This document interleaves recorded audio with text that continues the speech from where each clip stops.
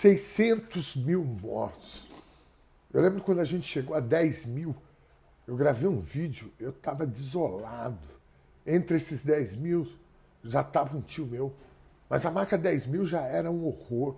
Depois 50 mil, depois 100 mil.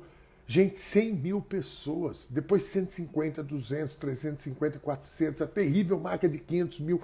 Meio milhão de mortos. E agora 600 mil mortos.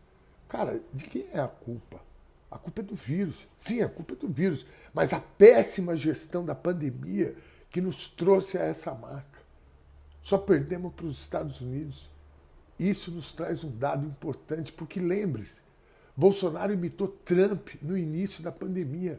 E é elementar que numa pandemia, quanto mais rápido você agir, melhor o desempenho você vai ter no combate, no controle da pandemia e, obviamente, poupar vidas. Mas não foi o que aconteceu nos Estados Unidos e nem aqui no Brasil, com os dois alecrim dourado. O Trump chegou a falar que detergente era bom para o combate ao Covid. Primeiro disse que era uma bobagem, menosprezando a letalidade do vírus. Né? Depois disse que cloroquina resolvia, inclusive que ele, o Trump e a mulher estavam tomando. Foi contra o uso da máscara, contra o lockdown. Em outubro de 2020, ele disse que a pandemia estava acabando. Brigou com governadores, prefeitos, cientistas e perdeu as eleições. Alguma similaridade com o que aconteceu aqui? Bolsonaro fez exatamente a mesma coisa e é por isso que a gente tem um dos piores desempenhos do mundo no combate ao vírus.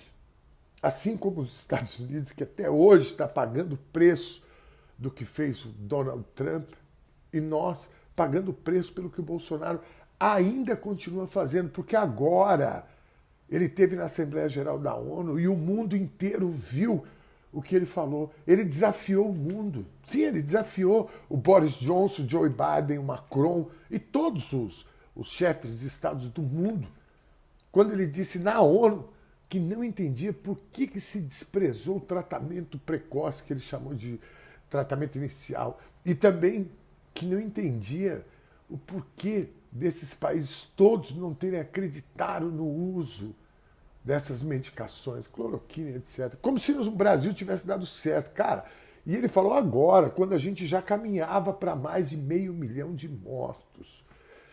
O estrago que esse cara fez com o Brasil é imensurável. Sem contar a escrotidão com as vítimas. Tem que enfrentar como homem, bando de maricas, como se os homens e mulheres que morriam sem ar pelos corredores dos hospitais, com um sofrimento no processo de morte horrível, dolorido, como se eles pudessem escolher em ser mais corajosos. É demasiadamente horripilante, cruel, desumano o que fez o Bolsonaro e os seus aliados, inclusive seus apoiadores, que muitos se recusaram a usar máscara, a manter distanciamento, muitos se recusaram, inclusive, a tomar a vacina e muitos acabaram morrendo pelo vírus. E, infelizmente, não há dúvidas que contaminaram outras pessoas. Claro que sim, ocuparam leitos em hospitais, UTIs, medicações, respiradores.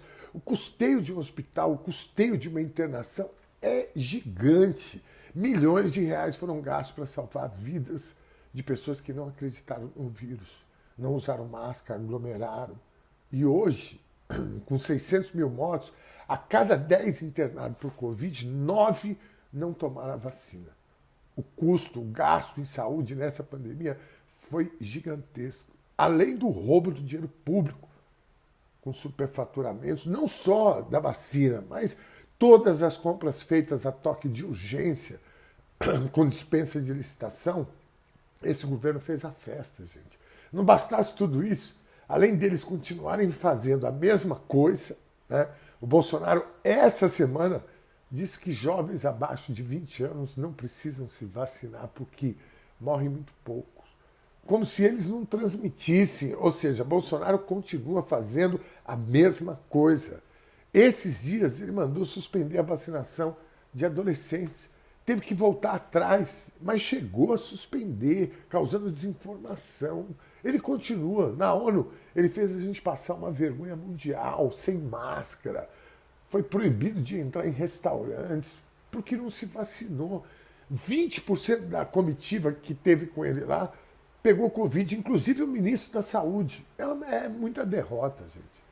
E agora que os números vão baixando por exclusivamente a ação das vacinas, e que ele sempre foi contra. Chegou, assim como o Trump, ele chegou a falar bizarrice, tipo, você pode virar jacaré, ninguém confia nessa vacina. Mas agora, apesar dos 500, 600 mortos por dia, né, e esses números já são intoleráveis, porque é como se caísse 2 aviões por dia.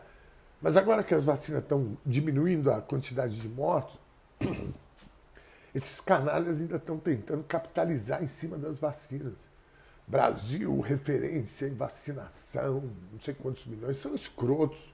Não cuidaram nem da pandemia e nem da economia. Lembra que o argumento deles contra o lockdown era isso? Precisamos salvar a economia. O STF teve que dar autonomia para os governadores e prefeitos promoverem lockdowns, medidas de contenção do vírus. Ele entrou na justiça para proibir isso.